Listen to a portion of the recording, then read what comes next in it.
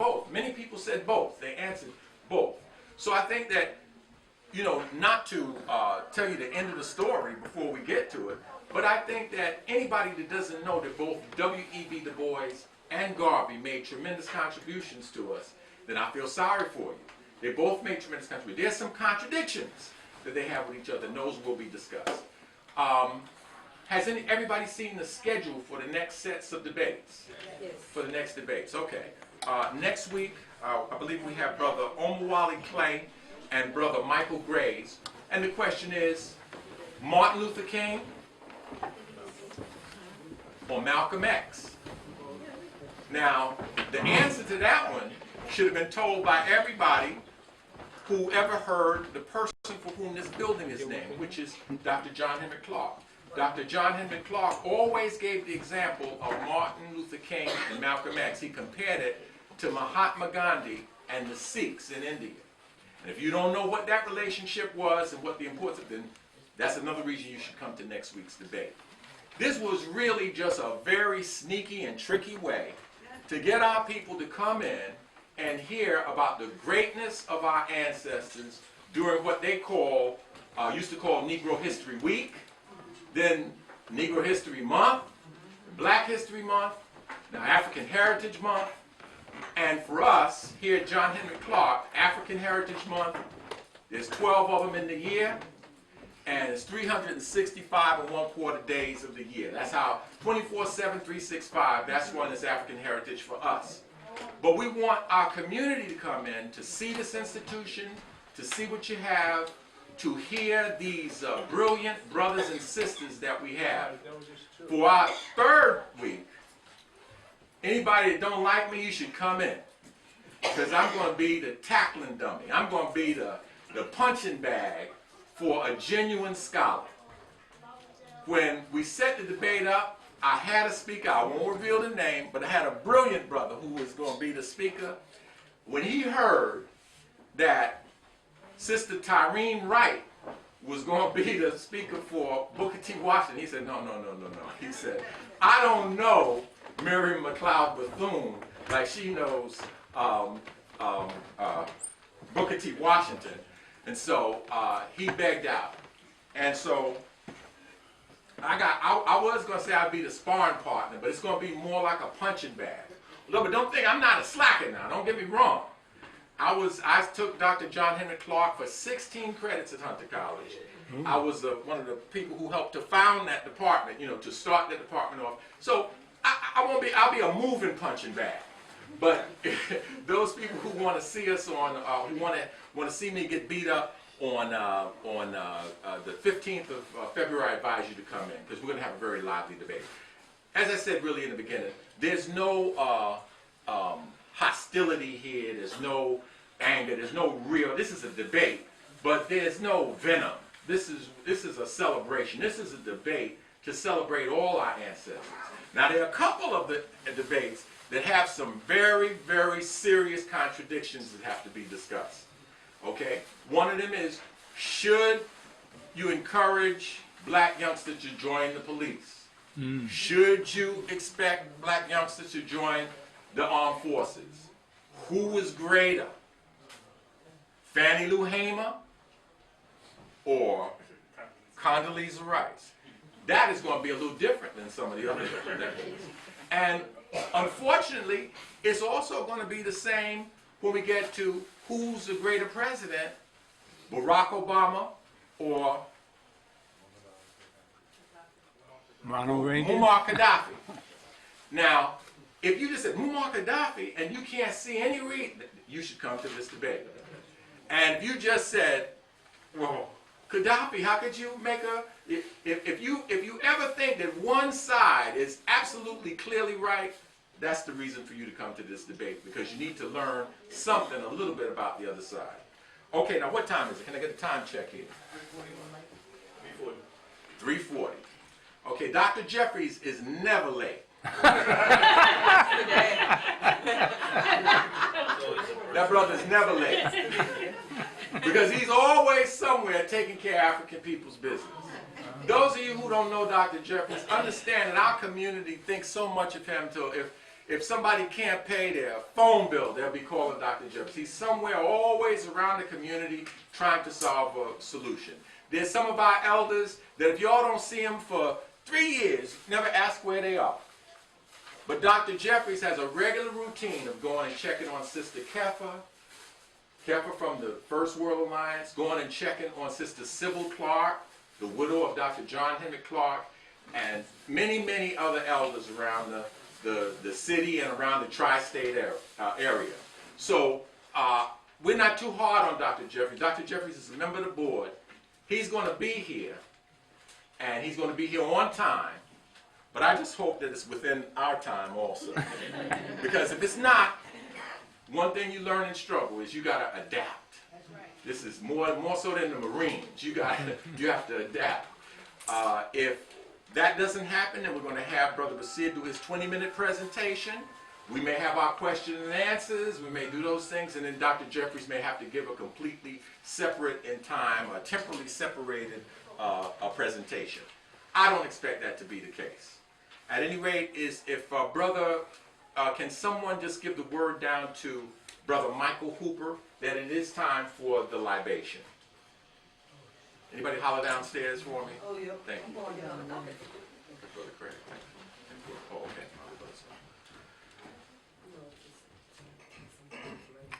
And I'll give you a little briefing on libation. I'm sure everybody here has heard of libation, but it is an ancient ritual that goes to ancient Africa as far back as you can go. And it symbolizes pouring water or pouring life into the earth for the ancestors. All right, into the earth, for the earth, and also for those of us that have passed on. And it is preserved in almost every religion in the world. In some form or another, they will have some sort of water ritual that we can trace back to libation. You know, if you're a Roman Catholic, you go in there and you dip your hand in that water, right? And you put it on yourself. Even when you see brothers out on the street, they acknowledge the living death that so many of our youngsters and so many of our older people, men and women, exist in right now, which is that, where are they? They're in these prisons, right?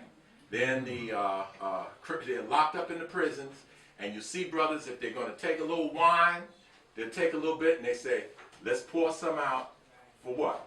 The brothers upstate. See, that's libation. So you've been doing libation. It's nothing new. It's nothing spooky. It's nothing to be afraid of. I'm sure it's related to christening. It's related to baptism. All of those water rituals we can trace back to libation. Brother Michael Hooper, the brother who's coming up to do it for us, longtime community organizer, goes back at least as far as the East, that cultural institution in Brooklyn, with the group Roots Revisited, where they take youngsters to travel all over around the world where they never would have gone before, many of them to Africa, so on and so forth. And he's a member of BAPA also, a member of the board, and he's going to come up and do a brief libation for us. Thanks, Brother Craig. Did he say he's coming? Yeah, he's coming. All right.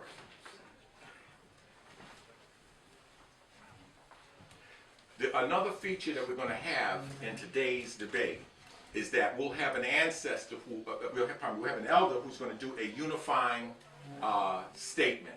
You know, something in the end to kind of tie things together. Sometimes that's going to be Dr. Jeffries, not today because Dr. Jeffries is going to be the debater. That's going to be Nana Betty Dobson. Sometimes it's going to be Dr. Adelaide Sanford, and sometimes it'll be others. We already have commitments from Dr. Kalafani from over in Jersey, and we also have commitment from Brother Salim Adolfo from the Black United Front down in D.C. He's going to do the unifying statement at another time. Okay? I said you got to adapt. If Michael doesn't move fast enough, I'm going to reading while Brother Islam. Okay. Has a seat over there? I'm going to say something to you. You strangers. Are you ready, Brother Basir? I just want to know if you're ready. Okay.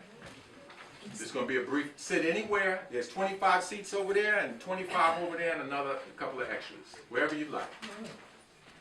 Can you see from there? Sure. Okay, that's fine. It's going to be a very brief libation. If you can agree with the statement, if you don't agree with the statement, you don't have to say anything. There's no force in here. But if you agree with the statement, I want you to call out the name. When I ask for it, call out the names of ancestors that are important to you that have passed on. They could be famous people, they could be people in your family. We call upon the spirit of the ancestors, far and near, father of our fathers, mothers of our mothers, to give us the victory. Ashe? Ashe. Names. Prince Girls, Robeson. John Henry Clarke. John Henry Clarke, Paul Robeson, I heard. Any others? Gil Noble. Paul Robeson. Gil Noble. Asa Hilliard. Lord, Asa Hilliard. Fannie Lou Hamer. Fannie Lou Hamer. Leonard Jackson. Lombe Braff. Sheikh Anta Dia. Eterna Reynolds. Jesus Christ. Joshie McIntyre. Betty's claiming Black Jesus Christ, all right? Martin Luther King. Martin Luther King. William Prince Girls. Okay, let's have one poor and one big ashe for all of them. Ashe. Malcolm.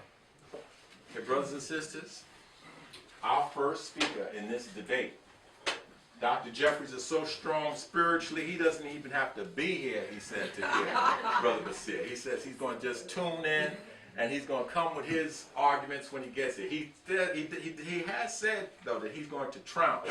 And we talked to Dr. Jeffries yesterday. Sister Betty spoke to him, and he said that he is preparing. He's not going to come here with his pictures and start talking about his family down in North Carolina, none of that. He's going to talk about W.E.B. Du Bois. Brother Basir left, didn't he? Pull the rug out from him over and over. Everybody's laughing now. But I would like to wait for Brother Basir to come before I start saying Where'd he go? something about it. Is that afraid of Dr. Jeffries? I just got some water. Oh, afraid. Hi there, how you doing? Good to see you. You ready? Yes, sir. Brother Mchawl, Brother Basir Mchawi is a long-time activist and educator. He is a graduate of many places, but one of them, starting in his high school, is Bronx High School of Science. And he You got a camera, Clemson? has been involved with some of the premier institutions, so say the premier educational institution here in New York. And that was, of course, the school at the East, the Uhuru Sasa.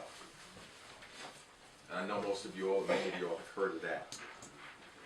He also is active in working on behalf of our political prisoners and is a member of the family and friends of Dr. Mutulu Shakur. And he debated last year, or a few years ago, at our first Great Harlem debates. And I have to bring in one of his quotes that he gave. It was on hip hop, and when he was talking about the current use of language by people, he started going, sister, you know what I'm saying? You know what I'm saying? You know what I'm saying? He said, no, I don't know what you're saying, because he didn't put together a complete English sentence.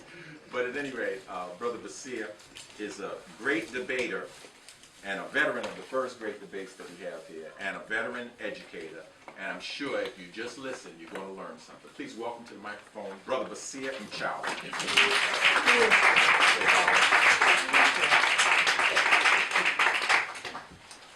Hotep? See, I have my props here. I know that Dr. Jeffries is going to go ahead and bring certain kinds of things when he attempts to present. So, I figured I would bring some props here as well. I want to first preface what I'm going to say in terms of the Honorable Marcus Garvey with some comments. Last year, my nephews, who happen to be vendors among other things, invited me to a debate that was taking place at the National Black Theater. Now, there were these two brothers who were debating. One was named Brother Polite, and another was this guy Soren Seti. So I'm there, Now, I don't know these people or whatever else it is, but there's this big crowd that comes to the National Black Theater, and they're all paying money to get in there. I watched for a while, and then I was disgusted, and I left. And I did so because these brothers just spent a whole bunch of time trying to tear each other down, just saying a whole bunch of stuff that didn't make a whole bunch of sense, when ultimately what they were talking about was not that much different. Now, part of our problem is that we are victims of what we have to call Western dichotomous thinking. And by that I mean is that if you are someone who's influenced by Western thought and philosophy, you always think of, well, somebody's got to win, somebody's got to lose. Somebody's got to be right, somebody's got to be wrong. Somebody's got to be up, somebody's got to be down. But guess what? That's not the way African people think. That's right. That's not the way African people operate. We operate in regards to systems where we say, well, it's good and it's bad. It's right and it's wrong. And, well, ultimately, today, what we're going to talk about in terms of the various and sundry approaches of our elders, the Honorable Marcus Garvey and Dr. W.E.B. Du Bois, we're going to say, well, interestingly enough, both made great contributions. Both made some serious errors. But ultimately, we can learn from both of them. And I think that's ultimately what we have to do. Break it down. We have to understand, first of all, that while W.E.B. Du Bois may be our utmost scholar, that he's not our utmost organizer. And that in terms of if we want to talk about organizing an organization, then we have to go ahead and we have to talk about the Honorable Marcus Mosiah Garvey. Dr. Kwame Nkrumah once said, we need men who think as men of thought and act as men of action. The idea here is that it's not enough just to go ahead and be a scholar. We know that we have some great scholars. Our issue in many instances is not just scholarship, although I have to say that we have some issues in regards to scholarship and documentation, because we have issues in terms of our history, even contemporary history, that we need to at some point actually go ahead and revisit. So scholarship is something that we need to go ahead and deal with. But Garvey is one who embodies this thought of being both thoughtful and at the same time being a man of action. Garvey is, at the same time, we have to say, he is a consummate model of Pan-Africanism. This is somebody who is born in Jamaica.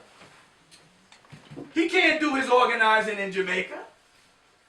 He has to come to North America in regards to going ahead and being a successful organizer. Now, he has experiences in regards to traveling around the world, going throughout the Caribbean, doing things, even doing some organizing in some of these particular places. But in regards to the ultimate, both in terms of the task at hand and his success, it happens here in North America. The idea in terms of, well, you know, Jamaica. Of course, people from Jamaica claim Marcus Garvey now, but when he was alive, he couldn't get anything done in Jamaica, which is one of the reasons, of course, why he had to go ahead and come here. Another thing we have to say about Marcus Garvey is that he was ultimately a great danger to the mythology of white supremacy. Here, as early as 1909, we have somebody who begins to challenge the idea of white supremacy at a time when people didn't even necessarily know what white supremacy was. Let's look at some of Garvey's accomplishments. First of all, we have to say and understand how in the world, before hashtags, before social media, before TV, before radio, was this man able to go ahead and organize on the level that he organized on? How did he do it? Well, first of all, very clearly, Garvey understood propaganda. Not only did he understand propaganda, but his early training in regards to going ahead in Jamaica, where his trade was printing, he went ahead and understood the power of the printing press.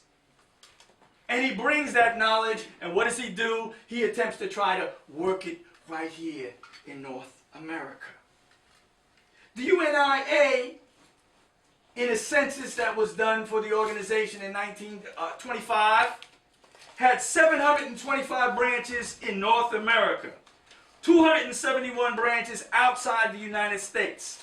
There were 52 branches in Cuba, there were 47 branches in Panama, 30 in Trinidad, 23 in Costa Rica, 15 in Canada, 11 in Jamaica, and branches in places like South Africa, Nigeria, Brazil, Australia, England, and the Dominican Republic. There were more branches of the UNIA in the Dominican Republic than there were in Haiti. There were 5 branches in the Dominican Republic and only 1 in Haiti. Now think about that in regards to something taking place in 1919, 1920, and reflect upon that in terms of 2014 now. Very often we talk in terms of progress, but if we're going to really talk about progress, we can see that in many instances we're moving backwards. Can you imagine at this particular point, 2014, organizing 5 branches of the UNIA or some black organization in the Dominican Republic now? I don't think so. I don't think so.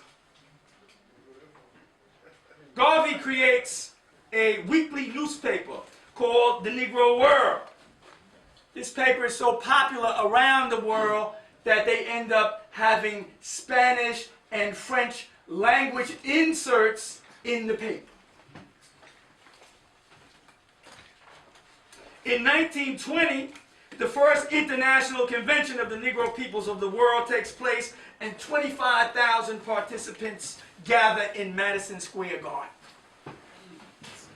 Can you imagine 25,000 black people in Madison Square Garden other than for a concert or a basketball game? How is this possible? Before hashtags, before all these things that we go ahead and use on a regular basis, how was Marcus Garvey able to go and do these particular things? At this meeting that takes place at Madison Square Garden, the group, the UNIA, adopts a flag. One of the criticisms, of course, that people have and had at that time is that, well, African people, black people don't have a flag. So they said, all right, well, listen, we're going to have a flag.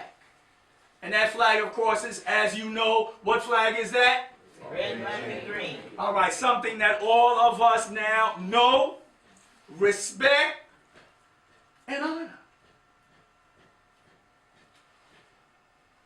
One of the other things that happens around this time is that the UNIA forms what they call the Negro Factories Corporation, and they begin to open businesses all around the world. They open factories, restaurants, tailor shops, a doll factory. We had somebody just the other day with a petition talking about black dolls. Here in 1920, Garvey went ahead and understood that African children needed some dolls that looked like them.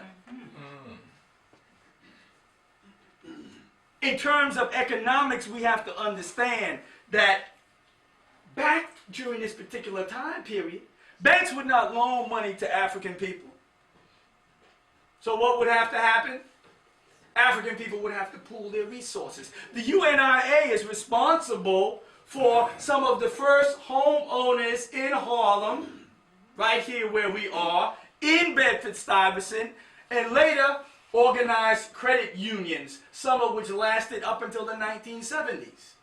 In Brooklyn, in Bedford-Stuyvesant, there was a credit union called the Progressive Credit Union. That lasted until sometime in the late 1970s. The idea of African people pooling money is important now, as important now as it was then, but guess what? We're not as good as it as Garvey was. As Garvey in that particular time period dealt with that situation. We have to remember also that Marcus Garvey is part of the Harlem Renaissance. When you look at James Van Der Zee photographs, how many times do you see a photograph of Garvey or somebody in the Garvey movement? Now, the interesting thing, of course, is that we have to remember and recognize that when we have a movement like the Harlem Renaissance, that we have a situation in which there's always a cultural arm, there's always a political arm. Very often we talk about the culture in regards to the Harlem Renaissance, how many people who could write all of a sudden came to Harlem. But in terms of the political and organizational arm of that movement, it is very clearly the Garvey movement and the UNIA. In terms of religion, Garvey used to talk about the fact that, well, if we are black people, we need to have a black God. We need to worship a black Christ. He goes ahead and talks about these things. And in response to this, the Ethiopian Orthodox Church and then the African Orthodox Church are formed. Clearly, psychologically, the idea that African people need to worship this white Jesus, this white God, is something that, well, Garvey understood. But it's quite interesting because today we can go to churches in which black people go all the time and where there may be a black pastor and there's this issue in terms of, well, what color is Christ? What color is God? Now we have to recognize and understand that there were some ideological differences between Garvey and Dr. Dubois. First is the question of self-reliance versus dependence on white philanthropy. An interesting thing happened. When Garvey comes to Harlem, he ends up visiting the offices of The Crisis, which is the publication that is edited by Dr. W.E.B. Du Bois. He is surprised because while Dr. Du Bois is the editor, all of the staff people happen to be white. They happen to be European. There is the contradiction in regards to the talented 10th versus the idea of having faith in the masses of our people. Dr. Du Bois believed in the talented 10th. He said that there was going to be this little segment of folks, in many instances, who would be scholars or whatever, who would be the superior to everybody else. They needed to be the leadership. They needed to go ahead and do everything. And he had no faith in the masses of our people. So therefore, never was W.E.B. Du Bois able to go ahead and deal with a mass organization because he didn't believe in that. When Dr. Du Bois forms the NAACP, NAACP has white leadership. As a matter of fact, Spingarn, there's still a Spingarn medal, he was an informant for the FBI. Teach. And one of the things that happens is that Dr. Du Bois, in regards to some of their issues, begins to go ahead and makes the political, their ideological contradictions personal. So much so that one of the things we have to say is that Dr. Du Bois plays a part in the fall of Marcus Garvey in regards to, at one point, Dr. Du Bois goes ahead and does a series of articles about the Black Star Line in regards to raising questions about the money, the finances of the Black Star Line. There's the idea of integration versus separation. Dr. Du Bois is an integrationist. Everything he does what white folks just about until later in his life. which way forward for our people? Do white people like us? Do we need to organize with white folks? How successful have we been in regards to doing these particular things? We see.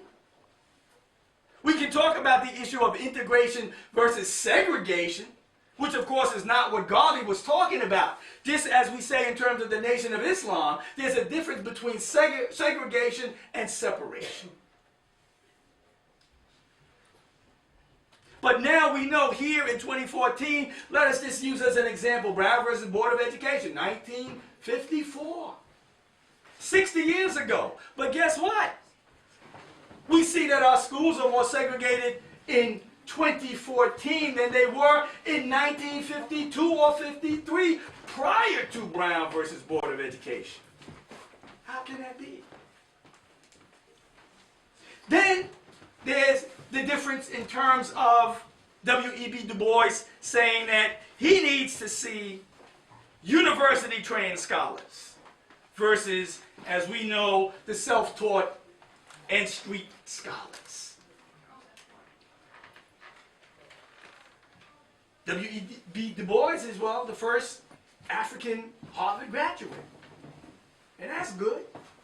But we know in terms of the learning, I mean, back in the day we used to talk about, well, you got a BS. What does that mean? BS. MS, more of the same. PhD, piled higher and deeper. Okay? And we know that in many instances that is true. So many people who go ahead and go through European training in higher education, they have to spend more time trying to undo what has been done than whatever it was. Then there's the question of communism, socialism, Marxism versus nationalism. But what are we supposed to do as a people? How can we best organize? Is it going to be through the importation of a particular political, economic ideology, or is it going to be something that we essentially go ahead and deal with ourselves?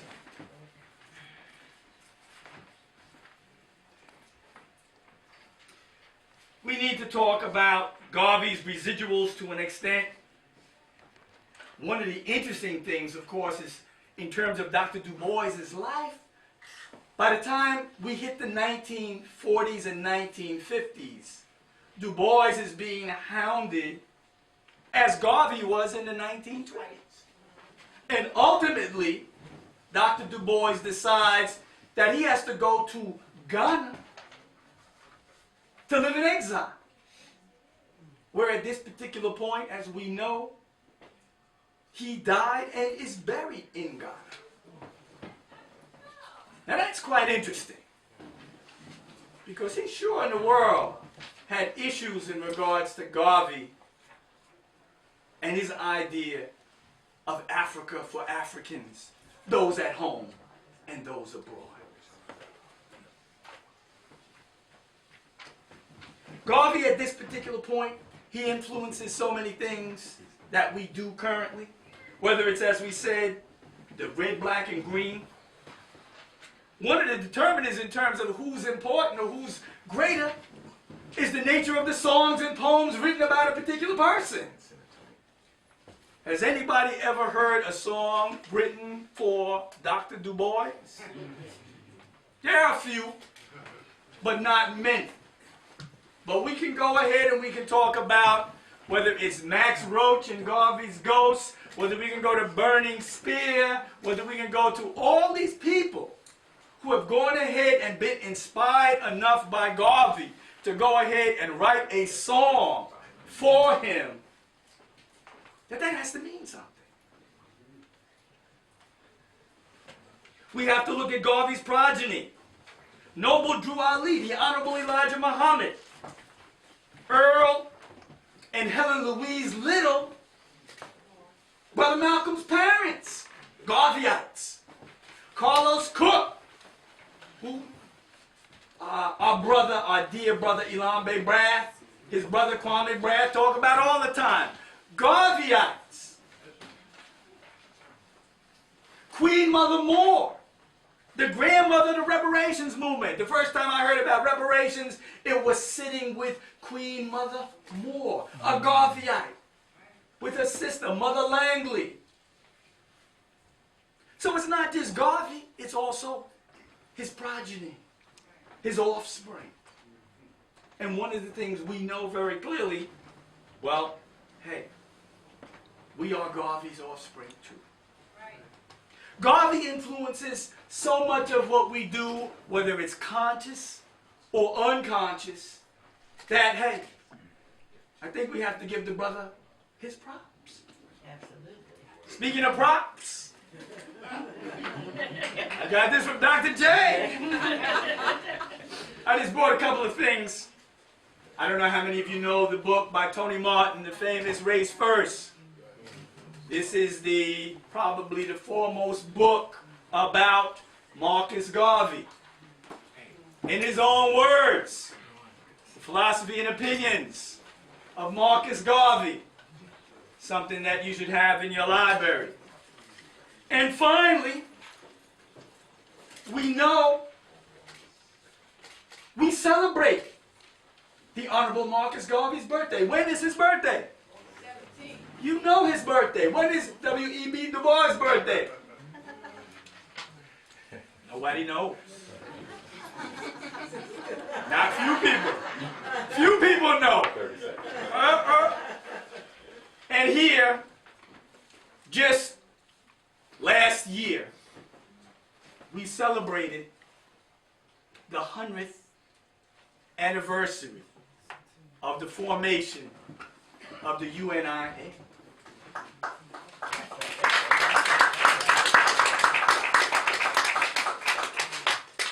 Whether we like it or not, Marcus Garvey is in the house.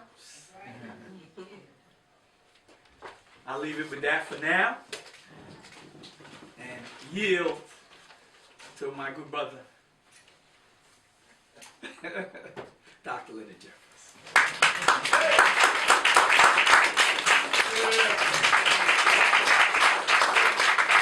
Did he come prepared? Oh, yeah. Did you learn anything about Marcus Garvey? Oh, yeah. He didn't really tear Dr. Du Bois down, did he? Maybe a little bit, but not that much. So give him one more round of applause.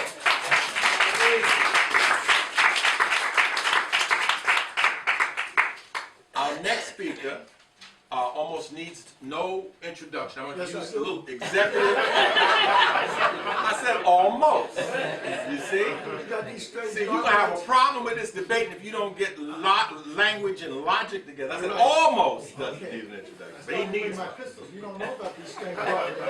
You came here without your pistol? What you talking about? He said he started coming, he should have brought his pistol. You came without your pistol? What kind of debate is that? Okay, listen, brother. Dr. J is the father of this board right here. Give a round of applause to Dr. J. And I just want to let him know a couple of the things that Basir said. I mean, not in detail, but pretty much, you know, he acknowledged that Du Bois was a scholar, but he said on the organization side, he might have been a little weak. He acknowledged that Du Bois did a lot of good things, but he said, on the other hand, he was one of the people who attacked Garvey and wrote articles about what he called financial problems with the Black Star Line. He said that although Du Bois was kind of successful, that he relied a lot upon white money and that he also was a pusher of integration. Now, those are just some of the key points, I think. They'll each have 10 minutes to rebut, but because you weren't here, I explained to them, Dr. J. Is Dr. J late? No. I explained to him, Dr. J, so don't worry about that. So you're never late. But Dr. J is a scholar, he's an organizer, and he is a philanthropist and a caring African man who takes care of many of our elders and people in the community. Please welcome to the microphone Dr. Leonard Jeffries. Getting some rest. Oh, okay. I don't want to go nowhere without my partner. She spiritually takes care of me. That's Dr. Rosin Jeffries.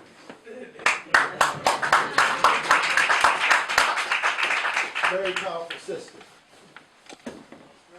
Dr. Mack, Yes, sir. did you raise the money yet? What money? The money that the Garveyites I have thought demanded this that was you free. pay for the honorarium. I thought this was free. It's free, but they got to pay. If you say so, Dr. Day, that thought had never crossed my mind. I'm not going like But since you put it that way, as soon as you finish, we're going to have a free will donation after Okay, you good. finish. Yes. Thank you, Doctor. And we're not letting anybody out. All right. I thought you said you could bring your pistol. I got some other things. All right, then. That's right. Martial arts. All right. Oh, boy. Man. Anyway, family, it's a pleasure to be here. But I wish we had had some security at the door, because that's why I was reluctant to come in here. You don't know what crazy Garveyites might be here. God has gone a long time, but some people are willing to kill for him. But with my protective African spirits, I said, brother, just take a deep breath and come on in here. So you all been yelling and screaming so loud you woke my wife up, so she's coming. Rosin?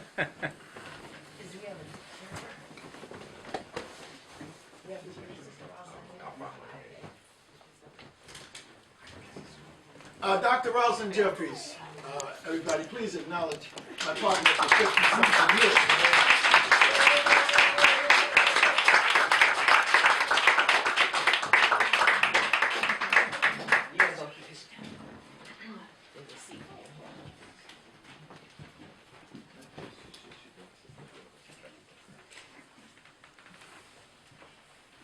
And certainly let's give an acknowledgement to our brother, Professor Basir and Mchawi.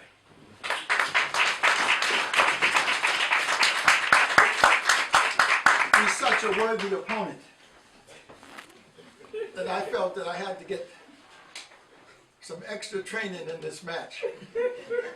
So I flashed back on my tapes of Zaire in '74 when Muhammad Ali went into the rope-a-dope and beat a formidable challenger. How many of you are here for the first time? Wow, I can't believe that. But we're glad you're here. You're in Clarke House, named for Dr. John Henry Clarke, on the hill, Harlem Heights, facing down the statue of, who's across the street? Alexander Hamilton. Dr. Clarke lived in the heart of Harlem on 137th Street. But this building was named after him after Regent Adelaide Sanford mobilized us to get the resources collectively to put into $2,000 or $3,000 a piece so we could get the $60,000 for the down payment of this house. And then the sisters like Sister Betty Dotson, Queen Mother, and a whole host of others, led by Susan Taylor, formed a sisterhood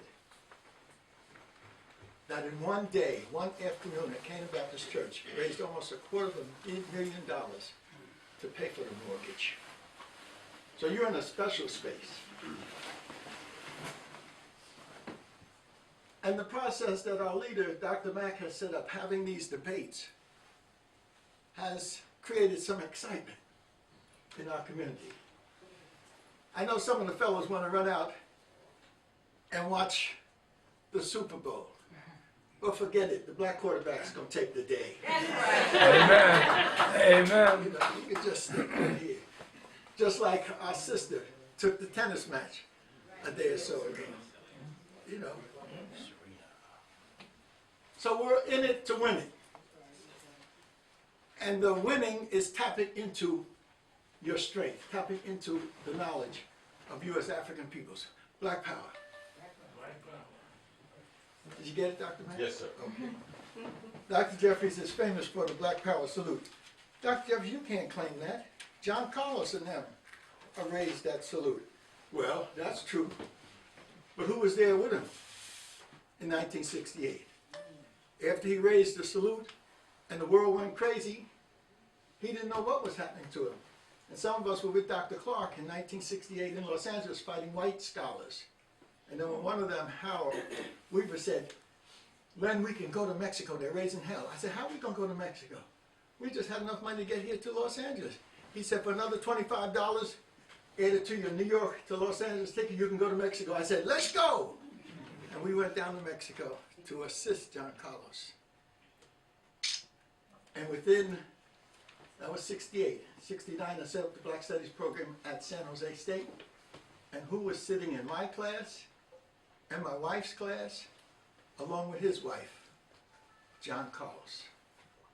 One of our Black Power symbols of persistence and strength. So I carry that Black Power suit wherever I go. Dr. J, you always exaggerating. Where's the proof? Put up or shut up. Here I am. In Nubia. In the Sudan. Where none of you have gone and most likely will never get to go. And there I am standing in front of some of the 388 pyramids in Nubia. And there I am in front of one of the collapsed pyramids, holding up my Black Power fist. So it's real. It's real. And as concerned, our brothers, the Honorable Marcus Mchawl Garvey and Dr.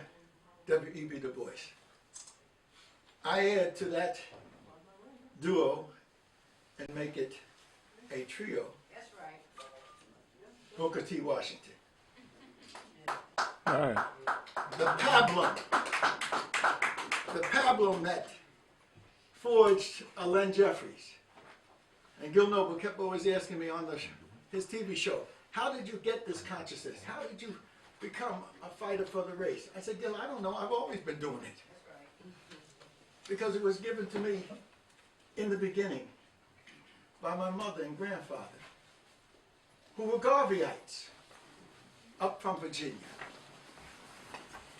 But before they were Garveyites, they were Booker T. Washingtonites. And Booker T. Washington told the farmers of the South, "Put your buckets down where you are and build." He was so successful with his institute,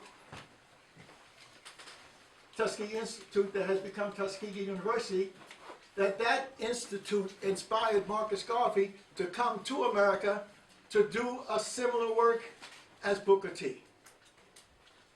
You all got that in your notebooks? Booker T, put your buckets where you are and build. Farm your own land. Make your own farm tools. Live in your own houses. Make the bricks for your houses. Raise your own animals. That's what that statement meant. Self-determination. Using your skills. Building your foundation. So Booker T was part of my pablum. And then W.E.B. Du Bois was a part of the family also. Because in 1896, he did a study of Farmville, Virginia. And Farmville, Virginia was where my mother's family was from. And her aunt, Pocahontas, became part of Du Bois's research team and his secretary. Farmville, Virginia, W.E.B. Du Bois was studying not how black folks should integrate with white folks. See, most of you all don't know W.E.B. Du Bois, so we're going to start, Roz and I are going to start a communiversity with classes. We haven't decided where the classes will be, but we'll be having classes so you all can start studying some of these enormous figures in our history. W.E.B. Du Bois was studying the movement and migration of black folk out of Virginia into Philadelphia. And why was he doing that? He wasn't trying to integrate with white folks. What was he trying to do? Somebody got to know. What was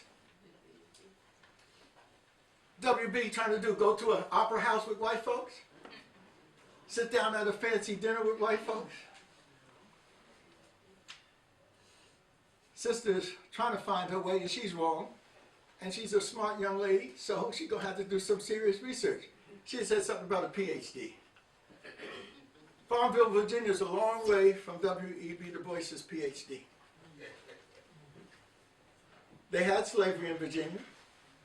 Our folks were enslaved there.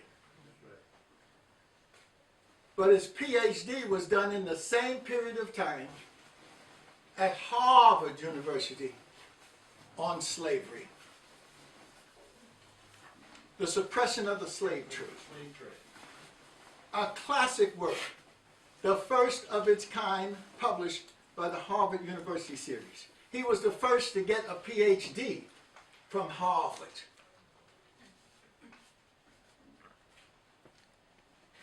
My statement to all of you is you've got to do some serious studying. Since Dr. Mack challenged me with this responsibility, I've been rereading everything that I've ever read. And it's unbelievable. It's unbelievable to have a brother who was born in Great Barrington, Massachusetts in February 1868. August 1868, in the week that Marcus Garvey was born, August the 10th,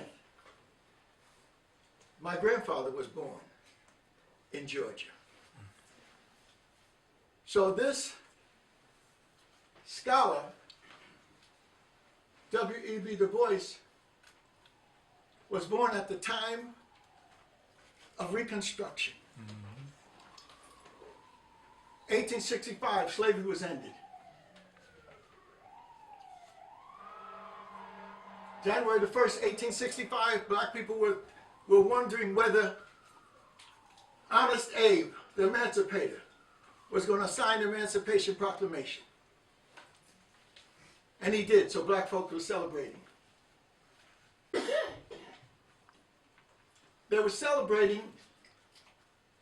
in 1863, the Emancipation Proclamation, because it meant that black people would be armed to fight against the enslavers. The Emancipation Proclamation wasn't a freedom measure, it was a war measure to arm black folk. White folks on both sides were killing each other. It was a stalemate. Sometimes the Southerners won, sometimes the Northerners won. The weighted challenge that gave the North victory was our people. 250,000 of them were official Union, Army, and Navy troops. Harriet Tubman was one of them.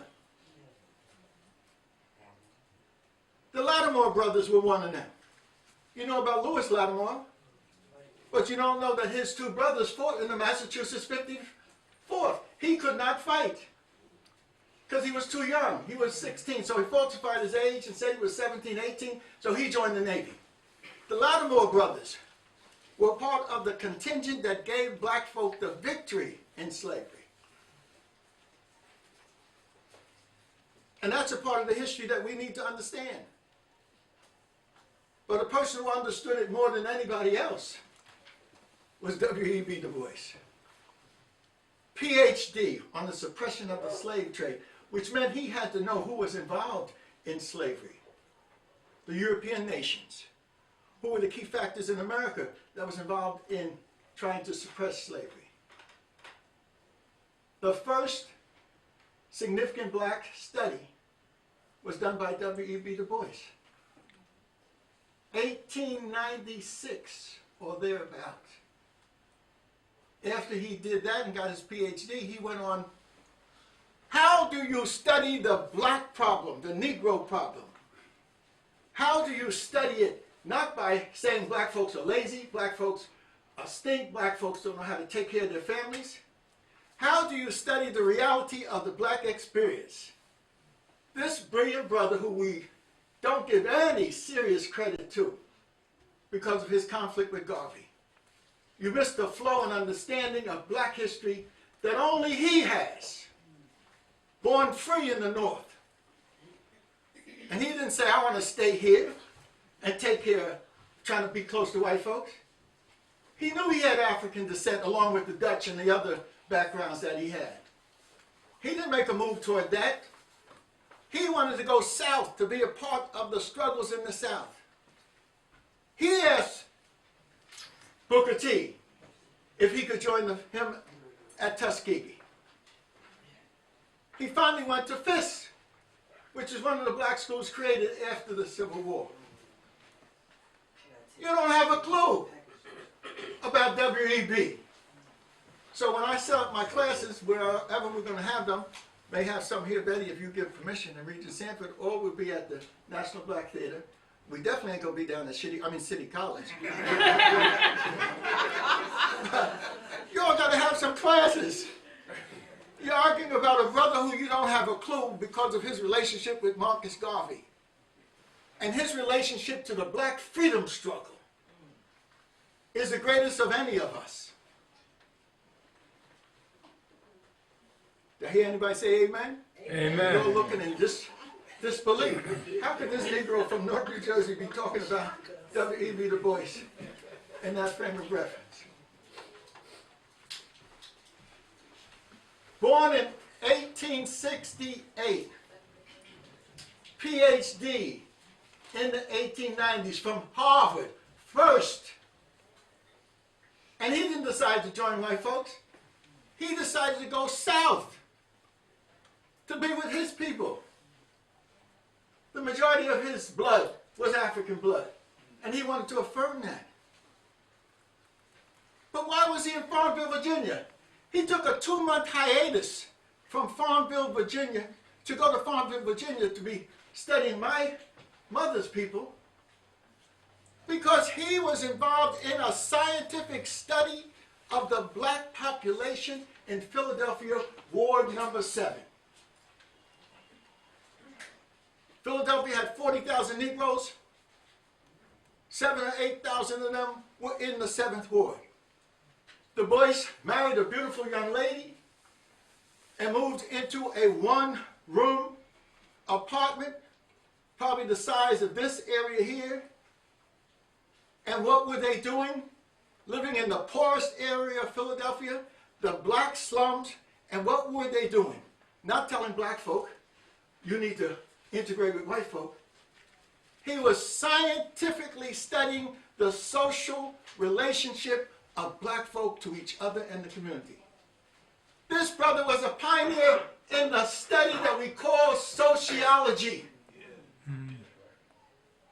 There were 7,000 people in that community.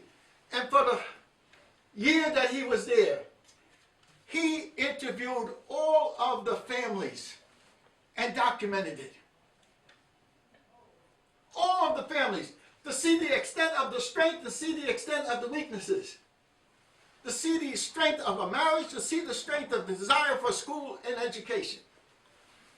We just can't have him in the 1920s in a conflict with Booker T and miss a sweep of 95 years of a powerful existence on the planet, the likes of which no black person has ever had and probably will never have again. He wanted to be involved in the scientific study of problems. He was a scientist. And what was he paid for that effort for the U.S. Department of Education hooked into the University of Pennsylvania? They couldn't even call him a professor. They couldn't call him an instructor. He was an assistant. Black people couldn't get the status of instructor or professor. And what was he paid? He was offered $800 to go to one of the black schools. He took $900 a year to do this scientific study. That produced what? Dr. Jeffries, show up or shut up. Let's go to the videotape. This is the Philadelphia Negro. This is the study he produced. The scientific document produced within the same year or two that he produced the PhD from Harvard. Tell me who could produce a PhD on the suppression of the slave trade and a scientific document of this quality?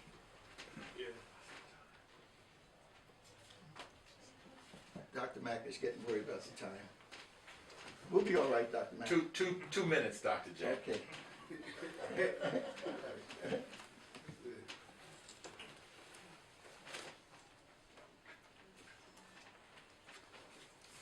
He's lived so long that he had 3 autobiographies. Most of us live 50, 60 years and we don't get one. He was still functioning in the Pan-Africanism that he helped initiate. Before Garvey moved on Pan-Africanism, he was asked by H. Sylvester Williams to be a part of the first Pan-African Congress in 1900. There's no Garvey involved in Pan-Africanism, but there's a brilliant West Indian, a courageous West Indian, who started the Pan-African conferences and process. Who was there? Who was asked to be the secretary, the recorder? W.E.B. Du Bois. And then there are conferences that followed after that. He was not an outsider coming into the Pan-African movement. He was there before he got involved in the NAACP, 10 years later. And he was not just interested in having an integrated organization, NAACP. He got together with the head of Atlanta University, the grandfather of one of my buddies who I went to school with, Dick Hope. His grandfather, John Hope, the president of Atlanta University and Morehouse. They started talking about a black think tank in 1903, 1904, 1905. They formed the Niagara Movement, and they went out of the country up north to plan action to raise up black folk. You got to know the history. There's a foundation. It's not just a stupid conflict between egos in the 1920s. The brother in 1915. 1915 is an important date because when was Dr. Clarke born? 1915. But he was just born then. Son of a sharecropper. Dr. Clarke wasn't doing a damn thing but trying to survive off the breast of his mother. He was nurtured by 3 deities: his grandmother, his mother, and his 5th grade school teacher, Evelina Taylor. That's Dr. Clarke. 1915. 1915 is the triumph of white supremacy. 1915 is when Du Bois did his book, The Negro, which set the standard for looking at the Negro going all the way back to the beginning of time and the Negro involvement in the great civilizations. And that was, in a way, a response to the Birth of the Nation movie, which came out at the same time and depicted African peoples as savages, creatures, predators in relationship to white women. Du Bois decided he would come up with a statement on who African people were. That's 1915. Garvey is still trying to get in the country. He's trying to hook up with Booker T. And luckily Booker T blocked the African exclusion congressional measure, which was keeping black people from the Caribbean and from the continent out of America. Dr. T, where is she? She's done a book on Garvey the Nationalist. She'll be dealing with these things. So I'm saying, look at the sweep. Look at the sweep of the history, and you'll see that 1966, at a conference in Senegal, Du Bois died. 1963, I was with him when he died. He died in Ghana, and Nkrumah had asked him to come to Ghana to help develop the Encyclopedia Africana. You're talking about a brother doing his work in the 1890s, in the early 1900s, in the 1940s and 50s when he was considered a communist. He was at the Pan-African Conference in Manchester as one of the important figures in 1945. And then when nation building in Ghana took place, he was encouraging African leaders to develop the new nations. You can't judge a man on some stupidity of a conflict in the 1920s and not look at his sweep of the history. When I left him in Ghana, when he died, August 27th, I got on a plane and I arrived in New York, and Martin Luther King had just completed the March on Washington speech. Right. And everybody, including crazy white cab drivers, was excited about it. But you saw Alan Jeffries linking up the movement in Africa that built these new nations. And Nkrumah wanted to make sure that he acknowledged Garvey's role, as well as Padmore's role, as well as Dubois's role. And then in 1966, you had the first World Festival in Dakar. And the leaders of the black world, led by Leopold Sédar Senghor, led by the leader of Martinique and others, they named two people who represented the greatest minds and experience of black people in the 20th century. And they were Dr. W.E.B. Du Bois and Dr. Cheikh Anta Diop. I rest my case.